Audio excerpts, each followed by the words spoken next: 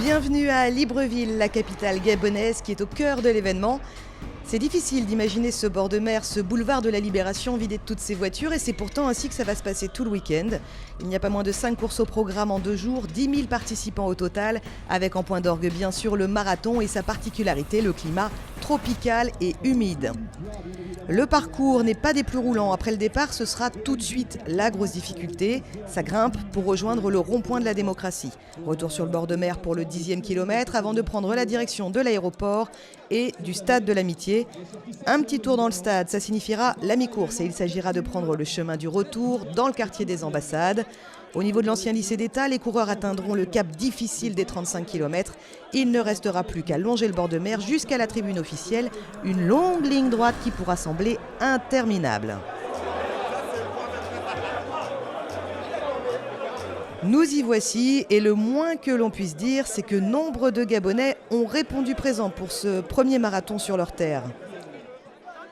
Ils sont 4000 ce matin sur la ligne de départ. Et il n'y a pas que des locaux engagés, il y a des Éthiopiens, des Kenyans, bien sûr, des élites, des spécialistes de la longue distance, hommes et femmes, prêts à en découdre sur le 42 km 195 de bitume gabonais. Ils sont là pour relever ce défi équatorial.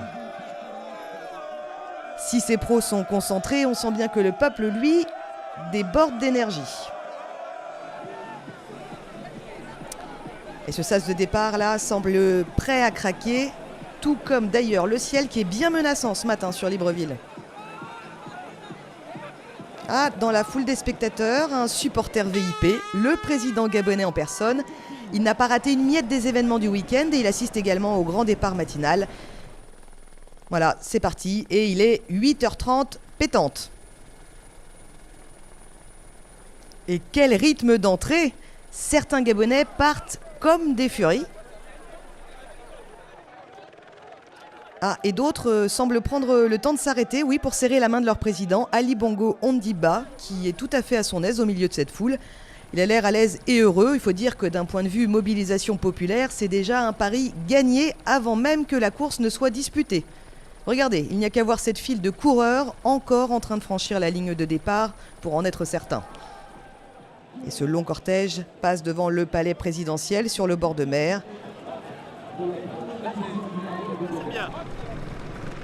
Après 3 minutes de course, alors que les derniers sont encore en train de franchir la ligne de départ, l'avant de la course est donc en train d'être reprise en main par les élites. Les audacieux Gabonais ont tous été rattrapés. Il faut dire que courir un marathon nécessite une véritable tactique de course. Il ne s'agit pas de partir trop vite. Il y a fort à parier ici que ceux qui se laissent emporter par l'engouement général n'iront pas bien loin. Ils faiblissent d'ailleurs déjà à l'approche du boulevard triomphal, alors que les élites, eux, ont l'habitude et un bon meneur d'allure, ce Kenyan là qui porte le dossard numéro 20, Luka Kanda. Son rôle, c'est d'être le métronome pour les autres. Charge à lui de surveiller la montre et de courir à une cadence juste et régulière. Ses camarades peuvent compter sur son expérience. Kanda, c'est déjà 3 victoires en marathon, à Rome, à Valence et à Nice, et toujours autour d'un temps autour de 2h08. Et puis voilà, il y a ce dossard numéro 12, là, au maillot bleu, Philippe Langat, ce Kenyan de 23 ans. C'est le petit nouveau de la troupe. Il court ici son tout premier marathon. Et pour l'instant, il a l'air de rester dans le sillage de Kanda. Et aux côtés aussi de son copain d'entraînement, Peter Curry. Ça doit sans doute le rassurer. En tout cas, ce groupe est en train de faire le trou. Il faut dire que les coureurs sont exactement sur la portion délicate du parcours. Tout comme l'explique Jean-Marie Graal, le mesureur officiel de l'I2AF. Il n'y a qu'une difficulté qui se situe entre le 3e et 5e kilomètre, où là il y a une cote assez sérieuse quand même, puisqu'on passe du niveau de la mer, donc on peut évaluer à 5-6 mètres en fonction de la marée, et le point haut qui est à un peu plus de 50 mètres, donc on a un dénivelé de 45 mètres en très peu de distance, et là c'est difficile, surtout en début de parcours. Oh, une difficulté qui ne semble pas peser bien lourd sur les plus expérimentés. La fin de cette petite côte, c'est au niveau du rond-point de la démocratie. Mais pour y arriver, il faut d'abord remonter tout le boulevard triomphal, un boulevard envahi des 2 côtés de la route. Heureusement qu'il y a de la place. Les plus ambitieux doivent ainsi pouvoir se trouver un petit chemin pour tenter une remontée de peloton. Alors que pendant ce temps-là, la tête de la course a certainement bien avancé. Elle doit déjà se trouver dans la redescente des quartiers populaires derrière la prison.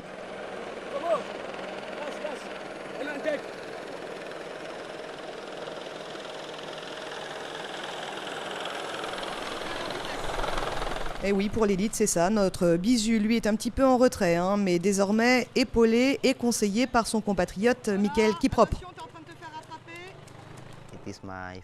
C'est mon premier marathon. Je suis un débutant. Et avant, il y a 2 ans, j'étais à Londres. Je devais courir 32 km. Mais quand j'ai vu ça, j'ai pensé qu'avec l'entraînement, je devais pouvoir finir un marathon. C'est pour ça que je suis venu au Gabon. Pour me tester. Pour voir si je peux courir avec un bon temps. Mais ça, on verra dimanche. Mais l'endroit me plaît, donc ça va beaucoup dépendre de la météo. Parce que là où je m'entraîne, chez moi, il fait froid, très froid. Mais ici, il fait vraiment très chaud. On verra, je vais faire de mon mieux. Ah oui, la chaleur, c'est bien ce qui est le plus redouté ici, hein. La tête de course vient de dépasser le premier épongeage dans le quartier Louis et revient sur le front de mer. Ça signifie qu'ils ont déjà parcouru 7,5 km et ils courent depuis 23 minutes. Pour les autres, c'est seulement l'heure du passage au rond-point de la Paix, au kilomètre 5, au premier ravitaillement. Parce que oui, la course du jour est labellisée par la Fédération internationale, l'I2AF. On observe donc les règles officielles, à savoir des ravitaillements tous les 5 km et des points d'épongeage tous les 2,5 km. Et pour ces conditions gabonaises exceptionnelles, de l'eau a quand même été rajoutée sur tous ces points d'épongeage parce que les organisateurs veulent vraiment éviter tout risque de déshydratation. Et on voit déjà sur quelques visages des marques de souffrance, hein. Les amateurs en quête d'exploit personnel commencent à mesurer l'ampleur de la tâche qui les attend, c'est sûr. Et la première scission a lieu ici, entre les coureurs de longue distance et ceux qui ont choisi d'assurer seulement 10 km. Ces derniers, là, n'ont plus qu'à redescendre le boulevard Triomphal. Et certains risquent d'être un petit peu surpris parce que normalement la montée s'effectue d'un seul côté de la route et la descente des coureurs du 10 km sur l'autre. Mais là, vous le voyez, tout le monde se croise. Heureusement que ce boulevard est bien large, hein, ça devrait bien se passer. Alors qu'on ne peut pas vraiment dire la même chose, hein, pour le ciel. Regardez donc ce grain qui arrive. Et ici, quand il pleut, ça plaisante pas. Alors bien sûr, ça peut être rafraîchissant, mais c'est aussi souvent assez violent. Et voilà, on y est, avec la pluie. Les locaux ont l'habitude de ces brusques changements de météo. Et on voit qu'ils ont leur petit rituel, hein, pour se motiver.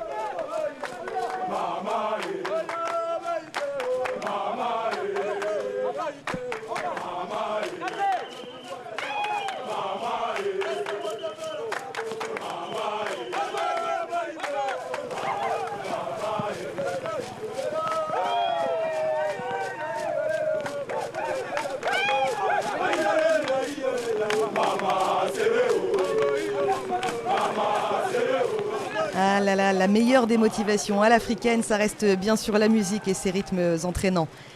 Et il faut bien ça, hein, pour essayer de faire abstraction de ces cordes qui s'abattent sur la capitale gabonaise. Donc, tous ces coureurs ont bien du courage. Et le public qui s'est lui aussi risqué à mettre le nez dehors aussi, hein. Je pense que c'est vraiment bien. Je pense qu'il y a beaucoup de bons coureurs dans cette ville et dans ce pays. C'est un bon événement pour ce pays. Sur le front de mer, le Gabonais Marc Titus Nzog avec son maillot rouge allonge la foulée pour les derniers mètres de cette course de 10 km. Il revient là sur son compatriote Prince Mbina. Ce membre de la garde républicaine pensait sans doute être tranquille, mais vu la foulée de Nzog, il semblerait qu'il n'y ait plus rien à faire. Et oui, effectivement, Marc Titus Nzog va franchir le portique d'arrivée en premier. Il en termine donc en 34 minutes et une poignée de secondes. Nous allons avoir le temps précis dans quelques instants. Voilà, 34 minutes et 29 secondes pour les 10 km. Et cette arche d'arrivée là qu'il vient de franchir, c'est la même pour tout le monde. C'est donc exactement là, face à la tribune, que près de 3000 enfants ont bouclé hier leur première course officielle. Vous le voyez sur ces images à droite. Chaque catégorie d'âge a eu sa course. 1, 2 ou 3 km de 6 à 17 ans. Tous ont pu fouler la même route que les pros et avoir eux aussi un temps chronométré comme les grands. Ces courses pour les enfants ont eu un grand succès. Il faut dire que les écoles gabonaises ont beaucoup encouragé les plus jeunes à venir s'impliquer dans cet événement. Et ils se sont tous comportés comme de vrais fondus de course à pied, même si je pense que certains préfèrent quand même jouer au football. En tout cas, ils sont tous allés jusqu'au bout, quel que soit leur âge. Ils ont donné tout ce qu'ils avaient, et certains même en repoussant leurs limites, pour aller décrocher la fameuse médaille du finisher, la même que celle des grands champions des marathons.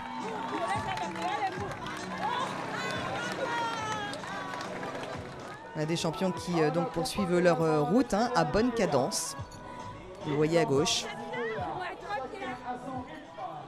Luca Kanda emmène toujours les élites à un rythme approchant les 3,15 au kilomètre. Ça fait entre 18 et 19 km/h. On comprend que ce groupe est complètement distancé des amateurs. Et ils arrivent aux abords du stade de l'Amitié, un stade construit il y a 2 ans à l'occasion de la Coupe d'Afrique des Nations. Nous sommes donc ici à la mi-course pour ces marathoniens, dans la portion la moins urbaine de ce marathon de Libreville. Et les premiers à faire la boucle sur le tartan du stade sont l'Éthiopien Solomon Mola, 3e du marathon de Pékin en 2012, ici en maillot noir, derrière le meneur d'allure. Et il est suivi par le Kényan Peter Kurui avec son maillot jaune. Ça passe très très vite dans ce stade et les écarts commencent à devenir un petit peu sérieux. Alors que sur le front de mer, c'est aussi le moment d'atteindre les 21 km, mais ça signifie une fin de course pour les coureurs du semi-marathon. Pas d'arrivée groupée. Le premier, vous le voyez, arrive tout seul. Il s'agit de Daniel Obongui. Le Gabonais réalise un temps de 1 heure, 10 minutes et 4 secondes.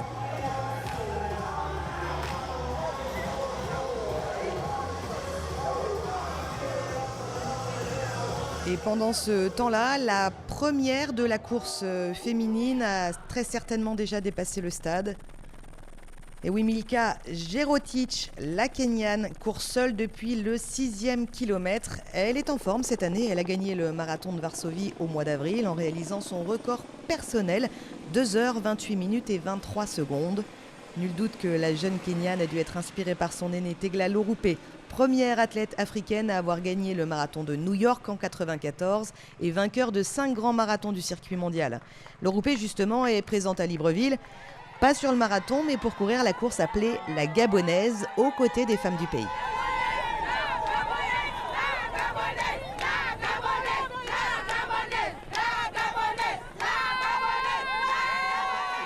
Je suis une Gabonaise, je suis une jeune, moi aussi je veux être comme des autres que je vois à la télévision en train de courir au Kenya, en Éthiopie. En fait, j'ai envie d'être comme elle.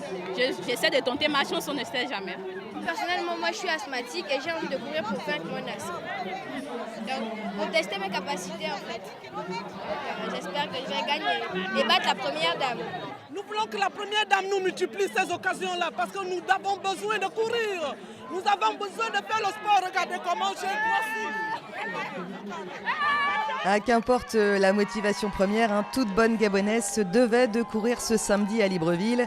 L'appel lancé par la première dame du Gabon et sa fondation était de venir courir ces 5 km pour défendre le droit des femmes et soutenir la solidarité et la lutte contre le sida.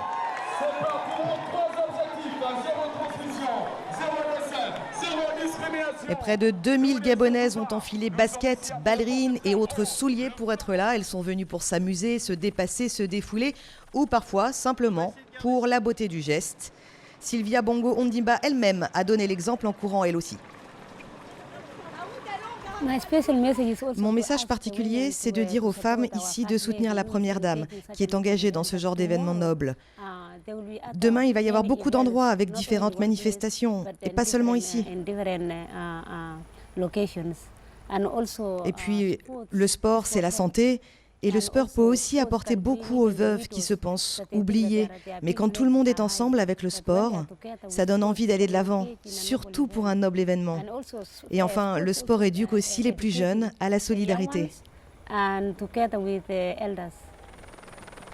Tegla Lorupé a détenu le record du monde féminin de marathon pendant plusieurs années. Aujourd'hui, à 40 ans, elle court encore un peu, mais elle est surtout une femme militante de la paix et l'entraide. C'est d'ailleurs avec toute sa générosité qu'elle a couru les 5 km de la Gabonaise. Elle a encouragé et soutenu la petite Audrey Enzig, pour qui aller au bout était vraiment difficile. La jeune fille était complètement ankylosée, engourdie, presque paralysée par les crampes. Et grâce à l'aide de l'Euroupé, la Gabonaise a réussi à franchir la ligne d'arrivée. Aujourd'hui, vous courriez en tant que première dame, en tant que Sylvia Bongondimba ou en tant que Gabonaise. La Gabonaise. Non, et puis je remercie notre championne. Et si on pouvait avoir des marathoniennes au Gabon, ce serait bien. Il faut faire venir Tegla pour faire les entraînements. Oui, elle va me traîner.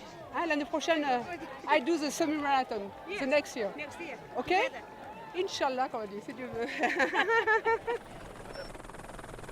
Revenons donc à notre marathon avec la tête de course qui essuie à son tour les grosses pluies gabonaises. Alors qu'ils abordent le kilomètre 30 dans le secteur des ambassades et de la plage de la Sablière, Kanda, le meneur d'allure, normalement a rempli sa mission et il peut laisser la course entre les mains de Kiptanui et Kurui, les deux seuls Kenyans à avoir gardé le rythme dans sa foulée. Mais apparemment, le groupe reste bien formé. Il semblerait que le meneur d'allure soit décidé à aller au bout, comme s'il n'en avait pas eu assez avec le marathon d'Amsterdam qu'il a terminé il y a un mois, à tout casser. C'est ça, Kanda reste bien dans le rythme avec le groupe. Mais dans la cité des ailes, juste avant le 35e kilomètre, Peter Kurui semble s'envoler. Il est très à l'aise. Pourtant, il n'était pas certain de pouvoir courir à son meilleur niveau dans ce climat avant le départ. Quand tu fais une course dans un climat comme ça, dans cette humidité, c'est vraiment difficile pour toi. Tu ne peux pas savoir ce que tu vas faire car tu n'as jamais été habitué à ça. Depuis plus de 10 ans que je cours, je peux comparer les courses, la météo de celle-ci.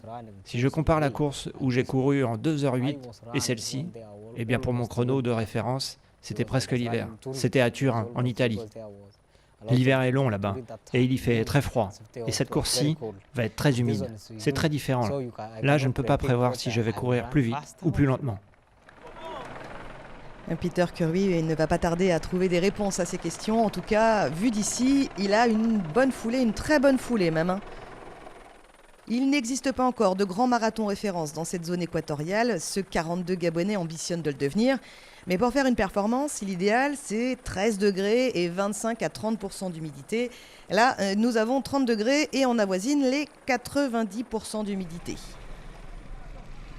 À défaut de décrocher un record, Kurui va sans doute au moins décrocher la victoire, puisqu'il est désormais seul en tête dans les derniers kilomètres sur le front de mer.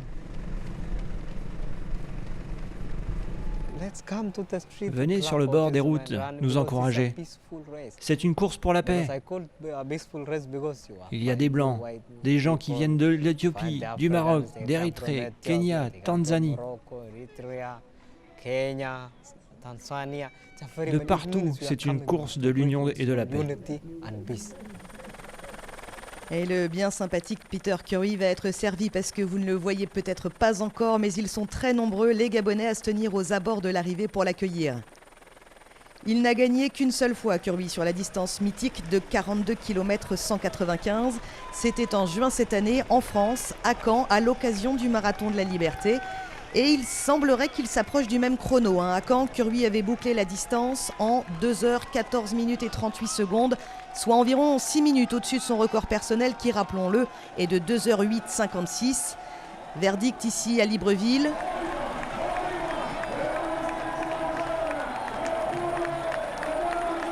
Il lève les bras, c'est sûr, là, la victoire est pour lui et il va bientôt connaître son chrono. Voilà, 2h 14 minutes 42 secondes. C'est donc désormais la référence pour le marathon du Gabon. Et c'est une deuxième victoire en marathon à mettre à l'actif de Kurui.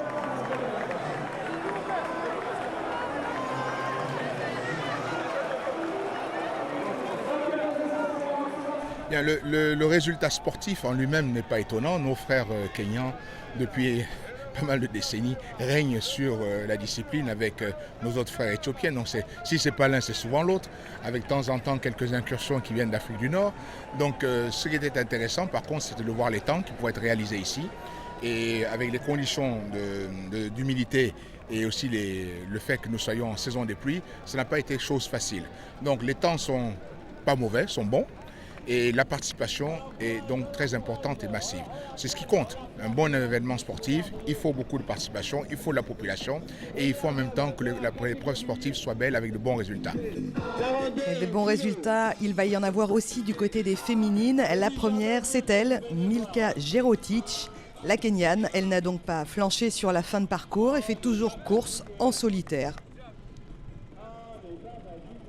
Elle avance à une moyenne de 16 km/h. À ce rythme, même d'éventuels retardataires du SMI présents sur le front de mer n'auraient guère envie d'essayer de l'accrocher.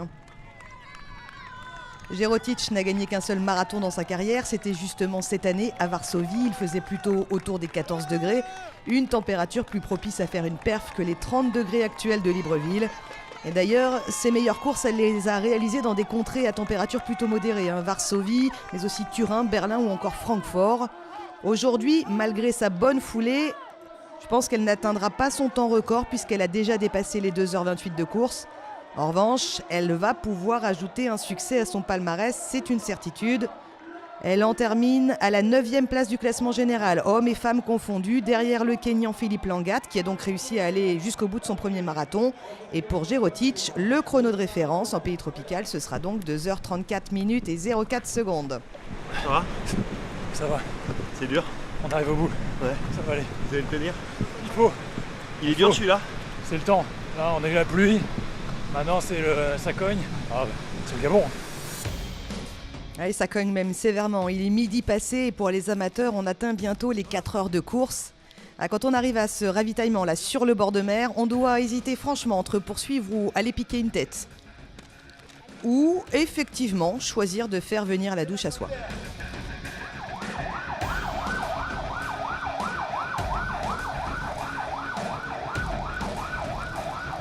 C'est chaud ? C'est dur ?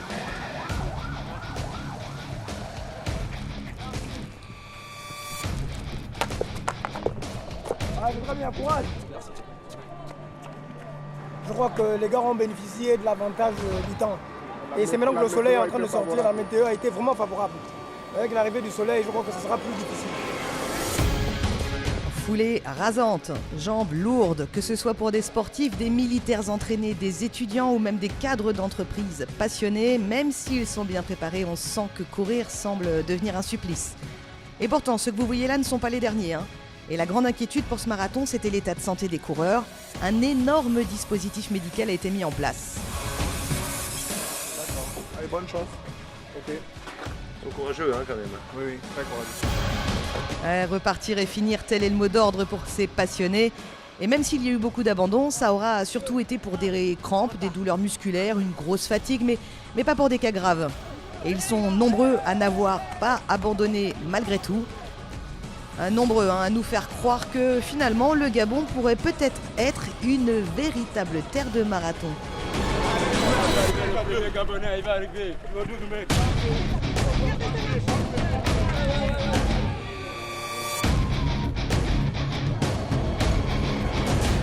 C'était fort.